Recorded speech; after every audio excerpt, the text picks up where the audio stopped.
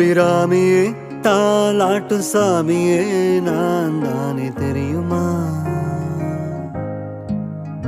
சிவகாமியே சிவனில் நீயும் பாதியே அது